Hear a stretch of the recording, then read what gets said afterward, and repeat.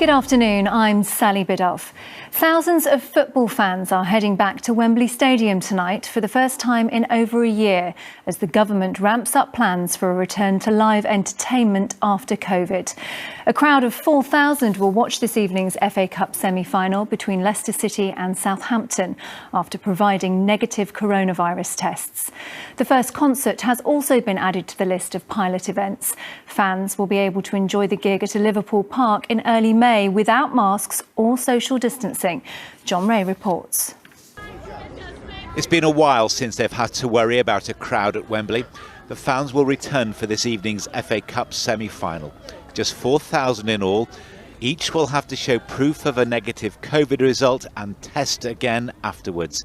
This is as much a scientific experiment as football match.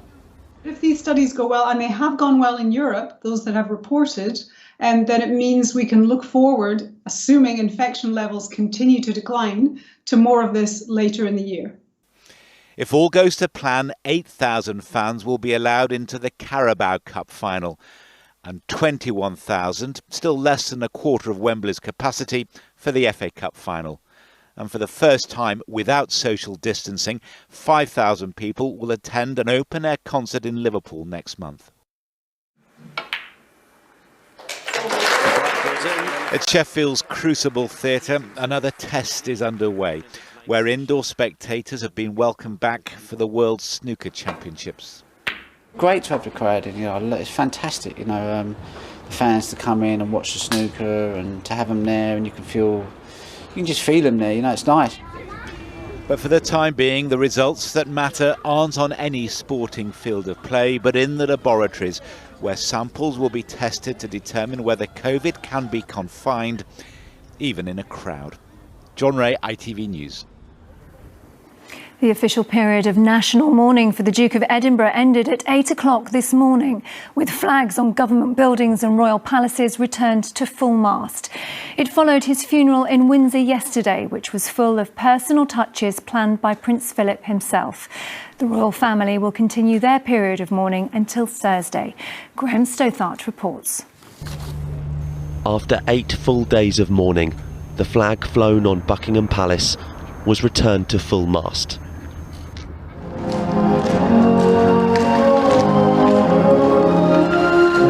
Yesterday saw the funeral of Prince Philip, the Duke of Edinburgh, in a service almost entirely planned by His Royal Highness himself before his death, even down to the personalised Land Rover, acting as a hearse. Following behind his children and grandchildren, private grief in the public eye. On the coffin, a wreath from the Queen with a simple message, in loving memory. As Royal Marines carried their former Captain General into St George's Chapel, a pause for a minute's silence. Observed not just at Windsor, but nationally. Followed in every one of the home nations by a single shot.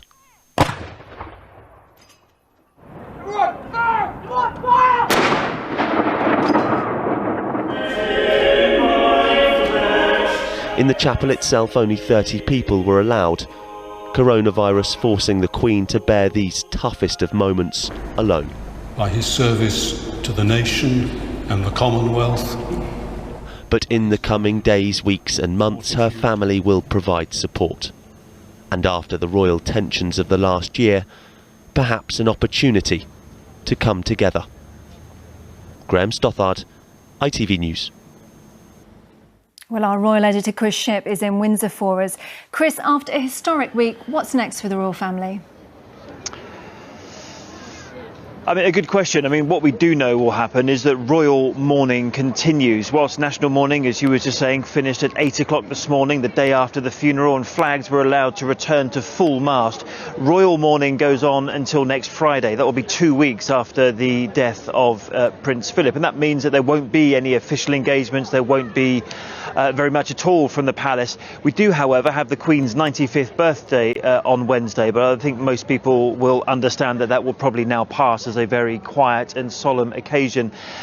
I think it's also after a funeral. I think as anyone who's experienced a COVID restricted funeral over this past year will know that it's, after the planning, after the restricted numbers, it is a time now, perhaps the day after, when the enormity of what happens really does hit home. And I think the royal family will be taking the time now to reflect. They've all pledged to support the Queen, but if you look at the newspapers today, pretty much on every single front page is that picture of the Queen sitting in St George's Chapel on her own. And I think it is to her that the nation's thoughts will now turn.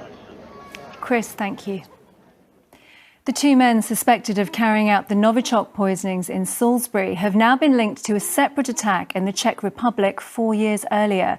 Officials there say the Russian suspects were behind an explosion at an arms depot in 2014, which killed 2 people. After the Salisbury attack, Moscow denied the pair were Russian intelligence officers. The Environment Secretary George Eustice has defended what he says are the robust systems already in place around lobbying.